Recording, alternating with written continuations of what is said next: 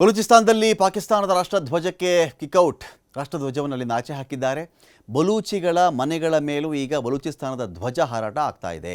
ಬಲೂಚಿಸ್ತಾನದ ಮನೆ, ಅಂಗಡಿ, ಕಟ್ಟಡಗಳ ಮೇಲೆ ಇದರ ಹಾರಾಟ ಇರುತ್ತೆ. ಇಲ್ಲಿ ರಸ್ತೆಯಲ್ಲಿಯೂ ಕೂಡ ಎಲ್ಲಿ ನೋಡಿದ್ರು ಬಲೂಚ್ ಧ್ವಜ ನಿಮಗೆ ಕಾಣಿಸುತ್ತೆ. ಇದರ ಜೊತೆಗೇನೆ ಪಾಕಿಸ್ತಾನದ ವಿರುದ್ಧ ಬೀದಿಗಿಳಿದಿದ್ದಾರೆ ಬಲೂಚಿಗರು. ಬಲೂಚಿಗಳ ಕಗ್ಗೊಲೆಯನ್ನು ವಿರೋಧ ಮಾಡಿ ಬಲೂಚಿಸ್ತಾನದಲ್ಲಿ ದೊಡ್ಡ ಹೋರಾಟ ಆಗ್ತಾ ಇದೆ. ಪಾಕಿಸ್ತಾನ ಧ್ವಜ ಹೋಯಿತು ಬಲೂಚಿಂದ, ಇನ್ನೇನು ಅವರ ಧ್ವಜ ಅವರು ಹಾರಿಸ್ಕೊಳ್ತಾ ಇದ್ದಾರೆ. ನಮ್ಮ ಬಲೂಚ್ ಧ್ವಜ ಅಪ್ಪ, ಬಲೂಚಿಸ್ತಾನಕ್ಕೆ ಧ್ವಜ ಇದೆ ಸಪ್ರೇಟಾಗಿ, ಅವ್ರದ್ದೊಂದು ರಾಷ್ಟ್ರಗೀತೆ ಸಪ್ರೇಟಾಗಿದೆ, ಎಲ್ಲ ಮಾಡ್ಕೊಂಡಿದ್ದಾರೆ. ಕೇಂದ್ರ ಕಚೇರಿಗಳನ್ನು ಮಾಡ್ಕೊಳ್ತಾ ಇದ್ದಾರೆ ಅವರು. ಪಾಕಿಸ್ತಾನದ ಸೈನಿಕರು ಕಂಡಲ್ಲಿ ಗುಂಡಿಡ್ತಾ ಇದ್ದಾರೆ. ಅವರು ಪಾಕಿಸ್ತಾನ ಸೈನಿಕರು ಇಲ್ಲಿ ಕಂಡ್ರು ಅವ್ರನ್ನ ಸಾಯಿಸ್ತಾ ಇದ್ದಾರೆ ಇವರು.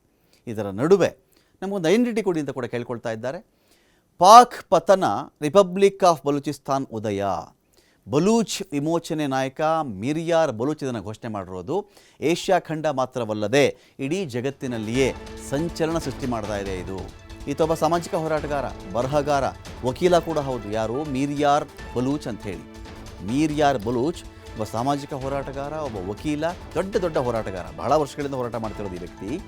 ಪಾಕಿಸ್ತಾನ ಸೇನೆ ಈ ಕೂಡಲೇ ತನ್ನ ಪ್ರಾಂತ್ಯವನ್ನು ತೊರೆಯಬೇಕು ಅಂತೇಳಿ ಆಗ್ರಹ ಮಾಡಿರೋದು. ಶಾಂತಿ ಸ್ಥಾಪನಾ ಪಡೆ ಕಳುಹಿಸುವಂತೆ ವಿಶ್ವಸಂಸ್ಥೆಗೆ ಮನವಿಯನ್ನು ಮಾಡಿಕೊಂಡಿರೋದು. ವಿಶ್ವ ಬ್ಯಾಂಕ್, IMF ಸೇರಿದಂತೆ ಹಲವಾರು ಸಂಸ್ಥೆಗಳಿಗೂ ಈ ಕಡೆಯಿಂದ ಕೋರಿಕೆ ಒಂದು ಕಡೆ ಹೋಗಿದೆ. ಬಲೂಚಿಸ್ತಾನಕ್ಕೆ ತುರ್ತು ನಿಧಿ ಬಿಡುಗಡೆ ಮಾಡಿ ಅಂತ ಕೂಡ ಒಂದು ಮನವಿಯನ್ನು ಮಾಡಿಕೊಳ್ಳಲಾಗಿದೆ.